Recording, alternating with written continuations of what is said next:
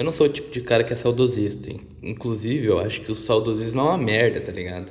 E que a gente tem que aceitar coisas novas, coisa e tal. Mas é complicado aceitar o rumo que a Shonen Jump tomou, sabe? Por volta dos anos 80, 90 e 2000, Dragon Ball, Yu Yu Hakusho, Naruto, Bleach, One Piece, os protagonistas tinham um DNA em comum, né? Eles eram fora da lei, rejeitados, miseráveis, né? E eles não queriam subir de cargo, né? Eles queriam quebrar o sistema ou simplesmente ignorar o sistema. O Goku de Dragon Ball, pô, ele é um bicho do mato, um alien, né? Que não teve educação formal, não tinha uma ambição de poder ou de status. Ele é só um molequinho que vê o que é errado e quebra, que é o que ele faz com a Red Ribbon, né? O Uramesh é um delinquente, fumante e brigão, que por acaso ele morre e é obrigado a fazer parte do sistema. Ele vira um detetive espiritual, mas continua batendo de frente com todo mundo, tá ligado? O Naruto é que é foda porque ele quer ser prefeito, né? Mas ele quer ser prefeito porque é a forma que ele achou de ser aceito. Mas mesmo assim, mano, ele é odiado, ele é isolado por todo mundo, ele faz pichação na cara dos prefeitos, ele quebra as regras pelo Sasuke e pelos seus objetivos, né? O Ichigo é um adolescente problemático, cabelo colorido, invadiu a Soul Society, saiu na mão com geral só pra salvar a amiga. E o Luffy é o GOAT disso daí, né, mano? Ele é um moleque criminoso, declarado, inimigo número um do governo mundial. O cara quer afundar o governo que oprime todo mundo. Ele é muito foda, mano. O cara quer acabar com os imperiais, nobres, governo mundial e a marinha. O que unia os antigos protagonistas da Jump era esse anti-autoritarismo, né? Eles eram heróis da delinquência juvenil ou da contracultura, né? A rapaziada que representava a vontade de fugir do salário, da escola opressora, da família tradicional e do Estado. A Shonen Jump, nos anos 90 e 2000 ali, vendia fantasia de superação através da ruptura. O poder da amizade existia, mas servia para derrubar impérios, não para subir de ranking. E hoje em dia é isso daí, né, mano? My Hero Academia, Jujutsu Kaisen, Kimetsu, Mesh, Gato Yakuta. Não que eu não goste desses animes, tá ligado? Eu até gosto de algum deles, mas muda demais, mano. Agora eles operam dentro da máquina do sistema, né? O sonho deles não é destruir, é ascender, ser validado e ser o melhor dentro daquele sistema, né? O Midori é o carinha sem poder que quer entrar na UA pra ser o herói licenciado pelo governo, o herói mais forte do mundo, o top 1 do ranking. E mesmo a sociedade dos heróis sendo criticada por corrupção e tal, o Deku tá lá dentro querendo subir de ranking, tá ligado? O Itadori entra na organização meio que por obrigação, porque ele não queria morrer, né? Mas ele aceita ser a ferramenta deles ali, né? Se não me engano, ele até fala com essas palavras, que eu sou uma engrenagem desse sistema. Não com essas palavras, mas alguma coisa do tipo. O Kafka de Kaiju é o mais escrachado desses, né? Ele é um humano de 30 e poucos anos, trabalhando numa empresa, quer fazer um concurso público para entrar na defesa militarizada. O Tanjiro entra na organização dos caçadores e tal, e ele não tem muito para onde correr, mas esse é um dos defeitos de Kimetsu no Yaiba, né? Eles são a força de defesa mais foda, a maior força de defesa do mundo e não tem um resquício de corrupção, tá ligado? Mas é isso, o Tanjiro é só mais um cara que quer subir de cargo. Aí tem o Urudo, que desse sim tem um quesinho de revolta, né? Mas ele também opera dentro das estruturas, né, mano? Ah, também tem o Mesh, que mesmo sendo uma paródia, que bagulho paia que é Meshul, mas que é um sucesso aí na atualidade, mano. E o cara é um não mago que quer provar seu valor na instituição, né? Mas, pô, tem exceções, mesmo que sejam poucas, né? O Denji, que é um miserável e quer ter o básico e tetas, mesmo sendo corporativo, ele rejeita seu herói certinho, fica bem menos corporativo nessa segunda parte do mangá, né?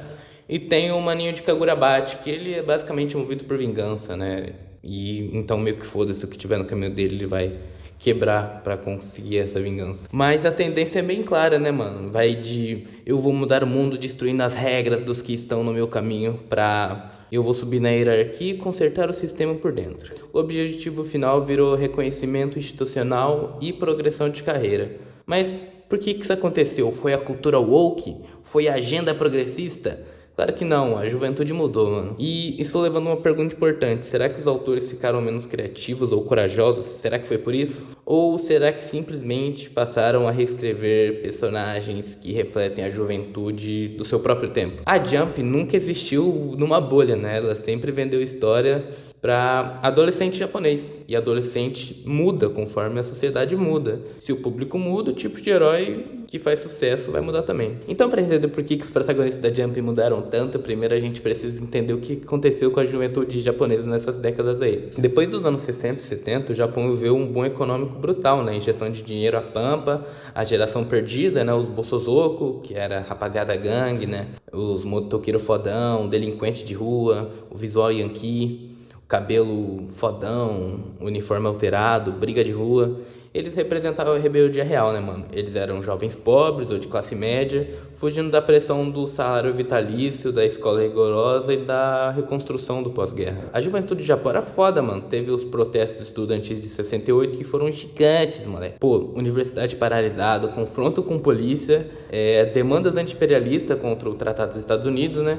Era a contracultura japonesa, hippie, punk, anarquista, estudante radical. A rebeldia era uma identidade de verdade, né, mano? O estilo de cabelo, música, a rejeição à sociedade salarial. E aí, nos anos 80, o Yankee e o Bosozoku viraram uma subcultura estética, muito mais do que uma identidade.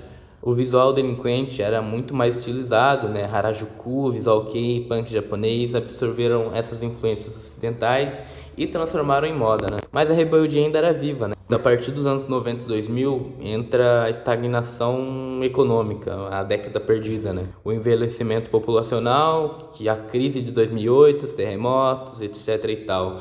E nisso a juventude mudou, né? Por causa da pressão por estabilidade, né?